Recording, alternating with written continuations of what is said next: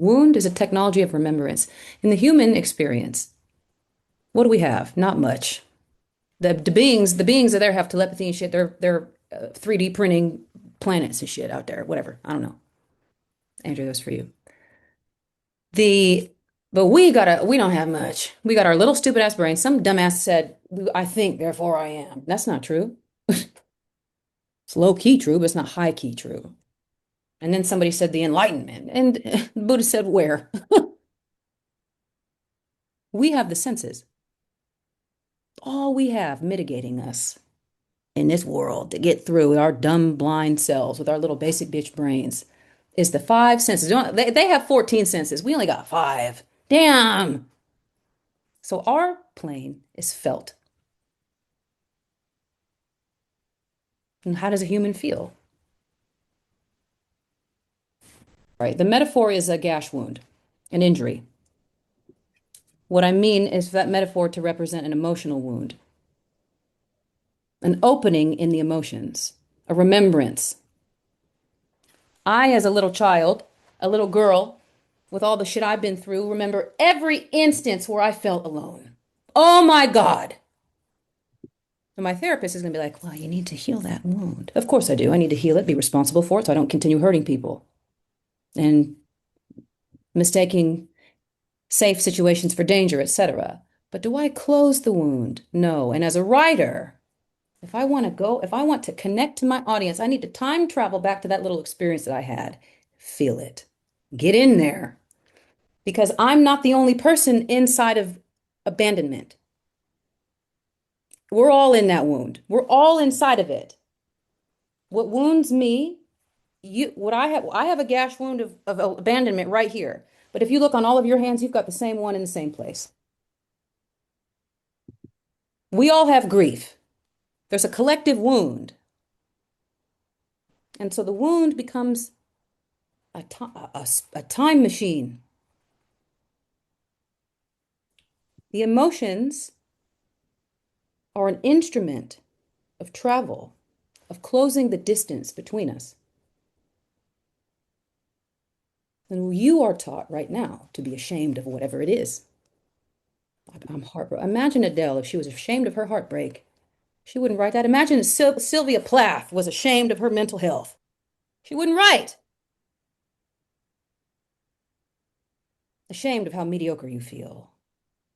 Ashamed of how weak you feel. How ashamed you are of that thing that weakened you. You wouldn't write about it. But what we learn is that the objective of this class is that the block, sometimes we think that, for me, in my case, I thought that every big situation, let me make it with an example. This is good. Every big situation in my life, every big audition, every big launching of the TikTok brand, whatever, starting a new class, launching February, entering into a new relationship, whatever, moving cities. There's always this thing. I'm alone. I feel it every day in some way. Our society, one, says, well, you got to go in the corner and heal it before you can live. Art says, what? How does that make sense? You're not broken or wounded. Now you're sufficiently human, is what art says. Now you can write about it. Every time I feel it. Only my shame tells me that there's something wrong with being alone. Does it hurt? Yes, but is there something wrong with it? No. Does the grief hurt, Vanessa? You bet. I hope you never feel what I've had to feel. Is there something wrong with being someone who grieves? No, there's something right about you. So then now when I used to write about my grief. But now I write about our grief. And I feel better. Because that's my motherfucking assignment. Remind people that they're not alone. So who's art gonna pick? The bitch who lost everyone. And guys, I know you feel alone, but I know for a fact that you're not. If I can tell you that you're not alone, there's not a single family member I can call. But I know I'm not alone. If I know it, you can do it. So God selected me to tell the story we're not alone. So of course there's a little bit of grief in there. But without shame, It goes from, why did all this happen to me? This is what James Baldwin talking about. Why did this happen to me? But with unconditional love, I promise you this, it becomes, I'm so glad this happened to me. Because at least the people out there have someone who understands it. And I get it. And that's what happened after 21. My friends started calling me. 21 was way too young to start burying all these motherfuckers. I'm like, damn, that's a lot of funerals. This is obnoxious. God, are you sure? We're going to have to square up soon because this is too much. But at 26, 27, my friends started calling me, Vanessa, my mom just died. And when I say, I know exactly what to say, not in a way that most people can't. How grateful am I to be able to participate in that? Your art is a technology of making God's unconditional love accessible because God is hard to understand. Yeah. Joseph Campbell says, this is a sketch from Joseph Campbell and the Hero with a Thousand Faces. This is the hero's journey. Writers know about this. Nerds know about this. Myths are durable in a way that nothing else is, for reasons that we can't motherfucking explain.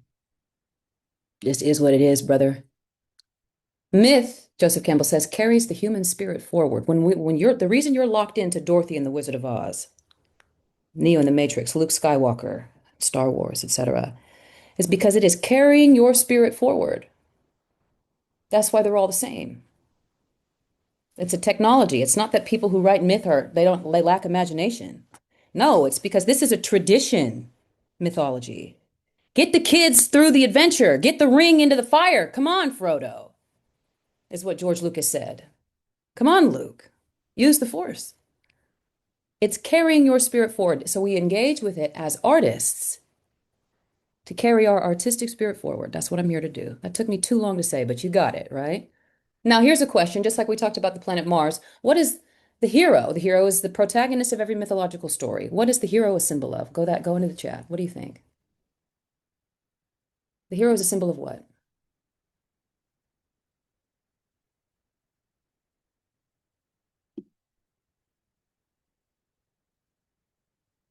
What do we got? Victory, hope, redemption, light, the self. True. Possibility. The hero is a symbol of what? Higher self. Well, now this is you're all no, you're not wrong, but it's not specific enough, according to Joseph Campbell. Joseph Campbell was screaming this from the top of his lungs. He was like, "Oh, if I could get these kids to understand one fucking thing." The hero is a symbol, and when I learned this, it knocked me on my face. The hero is a symbol for the artist.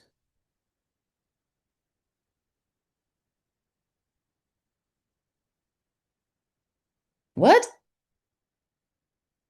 No, it's overcoming. No, it's not. That the secret inside of that cloud technology that is thousands and thousands of years old, all the way back to Gilgamesh, to the cave paintings before that in Andalusia 30,000 years ago, all the way up to Luke Skywalker. Luke Skywalker is a metaphor, is a symbol, a metaphor for the artist. The Skywalker. Skywalker, a reference to Nietzsche, the cosmic traveler, the artist. You think, oh, that's a neat reframe. I'm not reframing shit. The purpose of mythology is to show you that you're an artist and that you were meant to become one, and that that's how the species carries on, becoming the one, using the force, going down the yellow brick road, facing heart, Tin Man, courage, the lion. That's what being an artist includes. You with me?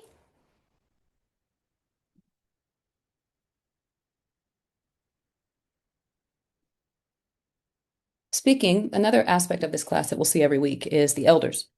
Got to commune with elders just as much as you commune with mythology. How many of you have a regular part of your creative process regularly includes talking to the elders? It's time to, damn, it's elder time. How many of you do that regularly? Regularly.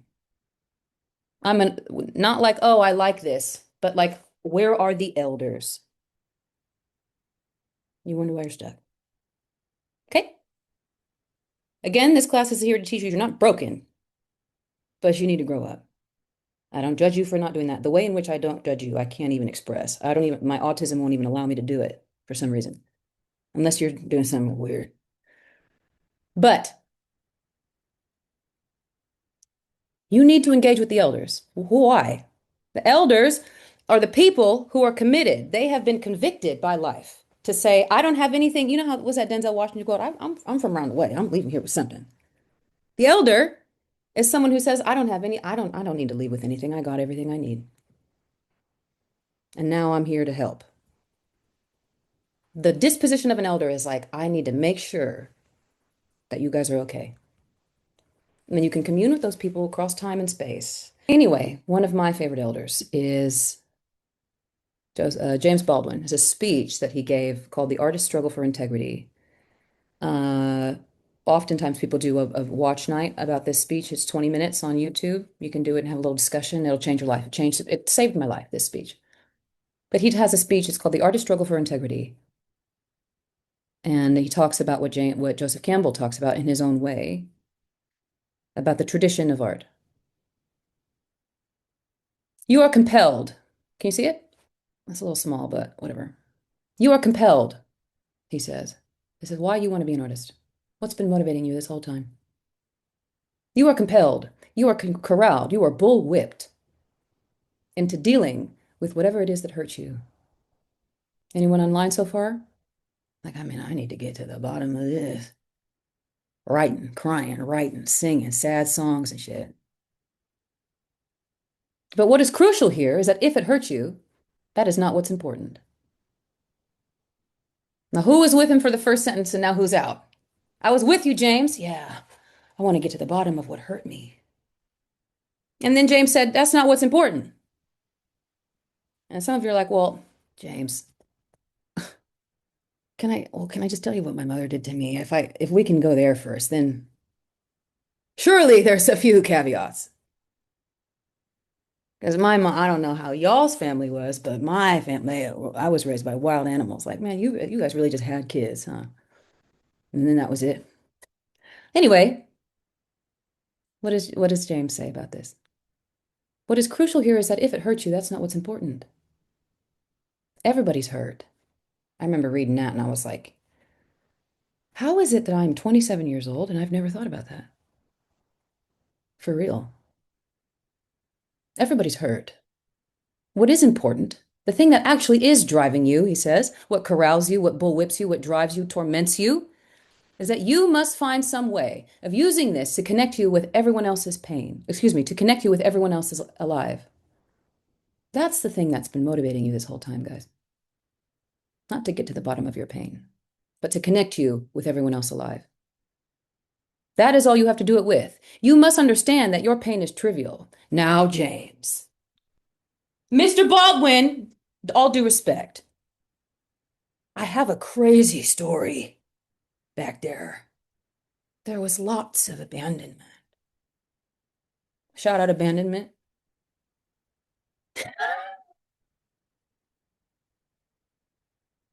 He said it was trivial. I remember reading that for the first time, and I was like, I promise you, James, it was not trivial. No, he's like, no, you missed my fucking point. I'm not saying it doesn't exist. I'm not gaslighting you. He's saying it's trivial compared to the 8 billion people on the planet, and that is a grace. You're not the only person going through grief. Not to shame you for grieving, but to say grief would be so big. Grief is so massive that if you were the only one going through it, it would kill you. But by God's grace, grace strikes us all at the same time and in the same way. And by God's grace, therefore, it has been made trivial compared to what grief really is. Let me keep going. What you must understand is that your pain is trivial except insofar as you can use it to connect with other people's pain. And insofar as you can do that with your pain, you can be released from it. And hopefully it works the other way around. Insofar as I can tell you what it is to suffer, perhaps I can help you suffer less. And then you make 15 years later, several thousand drinks later, 2 or 3 divorces later, God knows how many broken friendships, or an exile of one kind or another. Shout out any of those things. Put a finger down. Anyone got several thousand drinks? Anyone got 2 or 3 divorces? This is for the adults in the room. Sorry. This is a grown folks conversation. I don't know. Gen Z does wild shit. There's probably Gen Z got two or three divorces too. Anyway,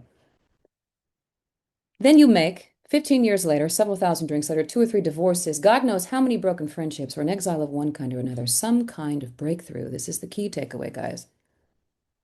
Then you make your breakthrough, the breakthrough that you're looking for, which is your first articulation of who you are. Write this down. What's his point? Your breakthrough as an artist, who you are. Anyone feeling I'm sick of my shit? Shit, I want to get it. I want to be that. Whatever's the answer to that question, to that impulse, is an articulation of who you suspect we all are. Said another way, the pain that you thought you were writing about is not who you are. Now, you know that from the therapy general truisms, but do you really know that? I took a memoir writing class. Years ago, I posted something on Medium and it did some numbers and it got some attention. Somebody wanted to put it in the New York Times. And I was like, no, the momentum. I'm gonna write a memoir, which I do want to write a memoir one day. But I was like capitalizing on the momentum. And so I took it to a class. I took it to a memoir writing class. The one that Greg suggested to me, Andrew. This is weird. Anyway, I submitted it and I came to the class, if you'll allow me to tell a story. I'm not doing so bad on time. And I was like, yeah, like I came to the class like, yeah, like I know my piece is like really good. Like and submitted it. And the every week everyone submits their little section for bit feedback. And it was my week, and I was like, watch this. I have suffered a lot. And I wrote about it too. Anyone know that? And it's a memoir class. It's a really good one. And teacher gave me back, it was my day for the public feedback. And the teacher was like, this is beautifully written. And I'm like, and it's a compelling story, really compelling story. And I was like, where's my Pulitzer? I can feel it now. I knew it. I knew it. You can't go through all that shit I went through and then write it down without getting a Pulitzer. No way. She said, this is beautifully written, Vanessa, and it's a compelling story, but this is not a memoir. And I was like, how? Refund. I'm jail. How? You're a fraud. How is it beautifully written and it's my story and it's not a memoir? And she was like, well, that's what we got to talk about. She said, this is beautifully written and it crushed me. This. I'll tell you some of the details of my biography is that I lost everybody in my immediate family when I was 21 years old. Every last person. There's no more Aldriches. 21, I look back on little Vanessa and I was like, fuck. Girl, how'd you make it? Some of that I'll share with you in this course. But before that, it was worse than that. The grief was the relief. I was free. We'll get into it later, or we don't have to because it's not about me. But my point is that she was like, Vanessa, this is a compelling story, but it's not your story. It's your mother's story.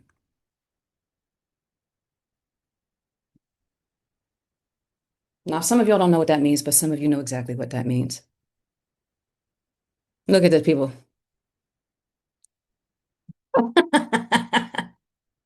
We can laugh at our trauma just real quick.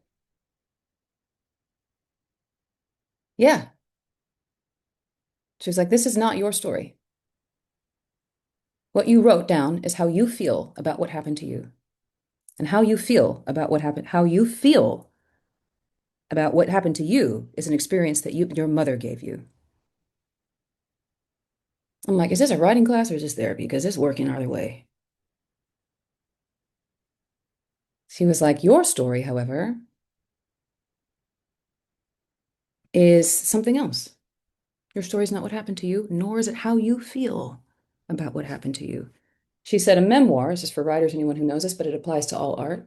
A memoir is not you writing about you. If I read Joan Didion's memoir, she said, which we all did, we read like 6 different memoirs throughout that class. If I read Joan Didion's memoir, I'm not reading Joan Didion's story. I'm reading my story. Joan Didion has lent it to me, cleverly concealed inside her story with the art of language. That art and talent, that's what I learned from that, is a technology. Talent is a technology of getting your art together. And art is a technology of making God's love, unconditional love, accessible. When I read Joan Didion's memoir, what I'm reading is myself. And I'm reading an aspect of myself that I don't even have the courage to own as my own. What I say is, this is Joy Harjo's memoir right here. And I'm like, what? In my little mind, I'm saying, Joan, a joy. I love that about her. Wow. But what's really going on is I'm feeling deeply seen. Does that make sense? Let me go back to another example. Everyone knows Adele. Anyone been through a heartbreak once? Adele, hello, it's me. Remember when that came out? We were like, oh, oh no, what girl is this? This heartbreak shit. Opened her, Olivia Dean. Of course I still care. Ooh. Now the question is, did Adele write that story? Did she write an album so that 50 million people could understand her heartbreak? Or did she write that album so that 50 million people could understand their heartbreak? Which, and the question, one of the questions of this class is, which one have you been doing? And then ask yourself, now, why are you stuck? What's going to get you out of bed? Writing for 50 million people or yourself? What's going to help you overcome the procrastination like an adult? What's going to help you to write through the grief that you're feeling, through the depression? They're throwing everybody in cages. That's not going away. Now, what's going to help you write, not only write consistently, but write with the guts? James Baldwin's point, Joseph Campbell's point, my point, our point together by the end of this is that what's going to help you write is writing from the right place, and it has to include other people, which is the hero's journey. Took a little detour, but we covered a lot inside the detour. I'm saving myself time on the back end. So James Baldwin says, then you make your breakthrough, which is your first articulation of who you are. Think of me in my memoir. Just so you know, I wrote, I don't know how many tens of thousands of words. The last sentence of what I wrote in that first entry is now the first sentence of my actual memoir. Your first articulation of who you are, which is to say your first articulation, what else can we pull from this? You have to articulate it. You have to share it. If you don't share your art, there is no breakthrough.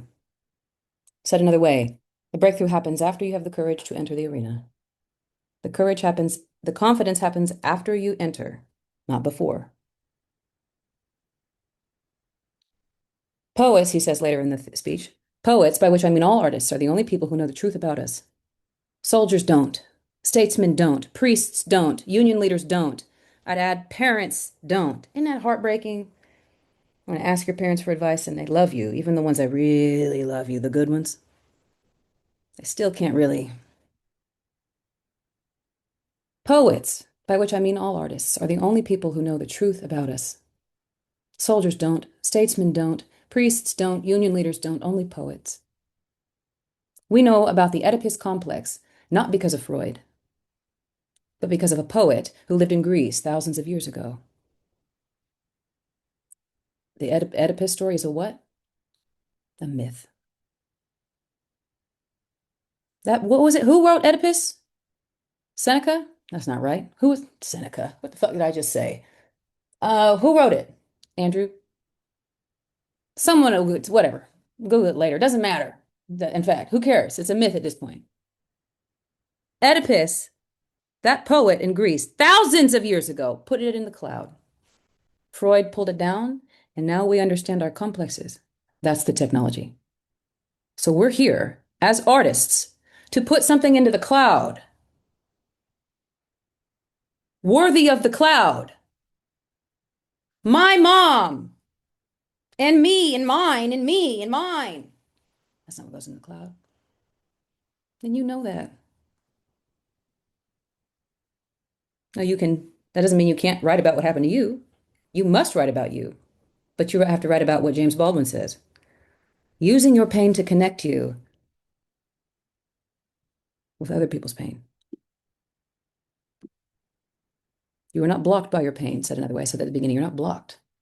You are gifted with a way to connect to people. That's the technology of being a human being. In the same way that a bird is oriented towards flight, a human being is oriented towards creativity that helps people. That's the technology. In the same way that a fish is oriented towards swimming, a human being's natural born, built-in technology is to create something that makes God's unconditional love accessible. What a human being calls God's love made accessible at the highest and most beautiful form is art. With me, I cooked on that last little piece. I cooked on that.